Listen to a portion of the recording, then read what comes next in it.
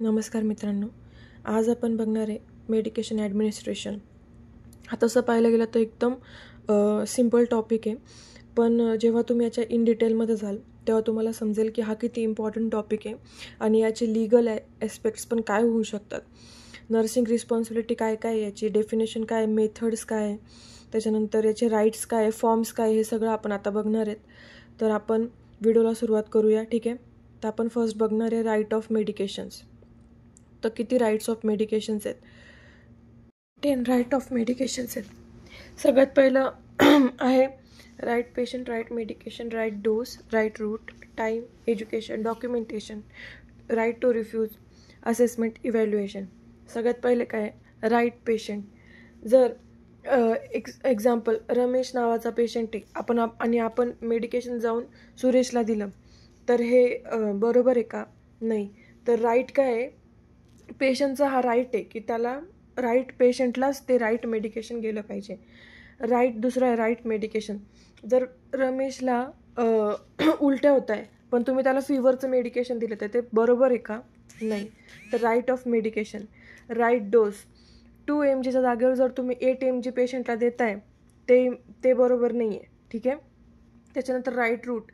तुम्हाला oral tablet सांगितली होती पण तुम्ही ओरल पॅरासिटामॉल सांगितली पण तुम्ही जर जाऊन त्याला वेनफ्लो लावला, त्याच्यानंतर त्याला IV देता येतं पॅरासिटामॉल, तर ते बरोबर आहे का? नाही. त्याच्यानंतर राईट टाईम. सकाळच्या 6 वाजेचा मेडिसिनचा टाईम होता, तुम्ही रात्री 10 वाजता ते मेडिसिन देताय, तर हे योग्य आहे का? नाही. तर राईट टाईम इज इम्पॉर्टंट. त्याच्यानंतर राईट टू एज्युकेशन.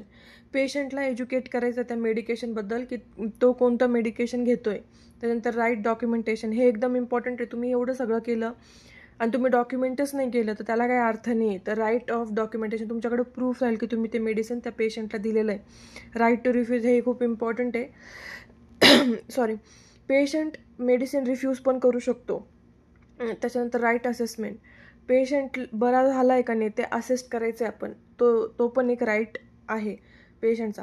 त्यानंतर राईट ऑफ इव्हॅल्युएशन. तर याच्यामध्ये काय, पेशंटला पहिले उलट्या होत होत्या, आता त्याला मेडिकेशन दिलं आहे, 2 तासानंतर आपण जाऊन ते इव्हॅल्युएट करायचं आहे पेशंट बरा आहे की नाही, त्याला आपण राईट ऑफ इव्हॅल्युएशनमध्ये ग्राह्य धरतो. तर हे 10 राईट्स ऑफ मेडिकेशन्स आहेत. मी एकदम रफली सांगितलं आहे. पुढे मी याचा नाही का एकदम इन डिटेलमध्ये व्हिडिओमध्ये सांगेल तुम्हाला. आत्तापुरतं तुम्ही याचा स्क्रीनशॉट काढून घ्या. सॉरी. पुढे आपण बघणार आहेत मेथड्स. तर कोणकोणत्या मेथड्स आहेत? तर सगळ्यात पहिली मेथड कोणती आहे? ओरल. तोंडावाटे आपण मेडिकेशन देऊ शकतो. ठीक आहे. त्याच्यानंतर दुसरी कोणती मेथड आहे? इंट्रावेनस, म्हणजे कॅन्युला थ्रू आपण मेडिसिन देऊ शकतो. थ्रू स्किन मेडिकेशन देऊ शकतो. तिसरं आहे पॅरेंटलमध्ये मी तुम्हाला पुढे सांगेल त्याच्यामध्ये काय काय येतं आणि काय काय नाही. आणि चौथं काय आहे? ट्रॉपिकल. तर हे मेन असे 4 मेथड्स आहेत मेडिकेशनचे. तर आता ओरल आपल्या सगळ्यांना माहिती आहे की पेशंट तोंडावाटे ज्या मेडिसिन घेतो त्याला ओरल फॉर्ममध्ये आपण कॅल्क्युलेट करतो. पेशंटनी ती गोळी खाल्ली का नाही ते आपण चेक करायला पाहिजे, ते व्यवस्थित आपण बघायला पाहिजे. तोंडावाटे जे घेतो त्याला ओरल म्हणतात. त्याच्यानंतर IV आपण स्किन थ्रू देतो, व्हेन्स थ्रू देतो. ठीक आहे. स्किनमध्ये ज्या व्हेन्स असतात त्याच्यातून आपण IV देत असतो. इंट्राव्हेनस त्याला म्हणतात. इंट्रा म्हणजे आत आणि व्हेनस म्हणजे व्हेन्स, त्याला म्हणून आपण इंट्राव्हेनस म्हणतो. आता पेरेंटलमध्ये काय काय येतं? इंट्राडर्मल येतं, सबक्युटॅनियस येतं, इंट्रामस्क्युलर येतं. समजलं? इंट्राडर्मल म्हणजे काय? तर इंट्राडर्मल म्हणजे ते ना एक आता मी पुढच्या स्लाईडमध्ये तुम्ही बघशाल स्किनच्या लेयर्स असतात. आता याच्यामध्ये बघा तुम्हाला दिसतंय इंट्राडर्मल म्हणजे 10 अंशाचा कोन, त्याच्यानंतर इंट्राव्हेनस म्हणजे 25 अंशाचा कोन. तर अशा कोनमध्ये तुम्ही ते मेडिसिन पेशंटला देऊ शकता थ्रू स्किन. आता ट्रॉपिकलमध्ये काय काय येतं? तर ट्रॉपिकलमध्ये आपण ॲप्लिकेशन करतो. कोणती ॲप्लिकेशन करतो? तर तुम्हाला हे दिसतंय पावडर आपण ॲप्लाय करू शकतो. त्याच्यानंतर क्रीम आपण ॲप्लाय करू शकतो स्किनच्या वरती.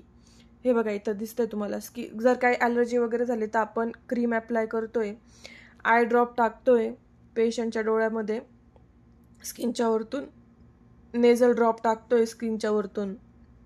काही बर्न वगैरे झालं तर त्याच्यावरती आपण पेस्ट लावतोय, क्रीम लावतोय, त्याला आपण ट्रॉपिकलमध्ये काउंट करतो. आता पुढचं काय, फॉर्म्स कोणकोणते तर ते आपण आता बघणार आहे. पहिलं कोणतं आहे, इन्हेलेशन म्हणजे श्वास आपण घेतो ना ते, तर त्याच्यामध्ये काय काय येतं, नेब्युलायझर येतं, ठीक आहे, एम आय डी येतं, नेब्युलायझरचाच हा प्रकार असतो. दुसरं काय, सॉलिड फॉर्म म्हणजे काय काय येईल त्याच्यामध्ये, कॅप्सूल्स येतील, पिल्स येतील, टॅबलेट येतील, ठीक आहे, हे सॉलिड फॉर्ममध्ये येतं. हे सॉलिड फॉर्ममध्ये आपण इनहेल करतो, ठीक आहे, हे सॉलिड फॉर्ममध्ये येतं. तिसरं काय येतं आता, सोल्युशन्समध्ये काय काय येतं, सगळ्यात पहिले येतं सिरप, त्याच्यानंतर इलेझेक्युटिव्ह, हे काय कॉमन क्लूड आणि फ्लूसाठी वापरतात. सस्पेन्शन्स असतात काही, त्याच्यानंतर सस्पेन्शन्स नसतं काय असतं, स्पिरिट, लोशन, त्याच्यानंतर एन काइंड ऑफ सिरप येतं त्याच्यामध्ये. आता नर्सिंग रिस्पॉन्सिबिलिटी काय, एकदम इम्पॉर्टंट आहे. सगळ्यात पहिले administer only what you prepare. तुम्ही ओरल आता हे बघा, आता हे ओरल प्रिपेअर करताय आणि तुम्ही जाऊन IV देऊन टाकलं तर हे आहे का बरोबर, नाही.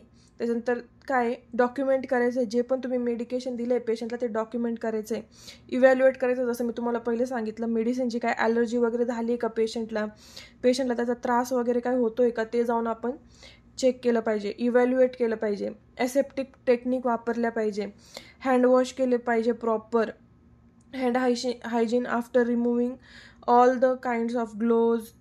तुम्ही पेशंटला टच वगैरे करताय तेव्हा पण हे सगळं केलं पाहिजे. थँक्यू.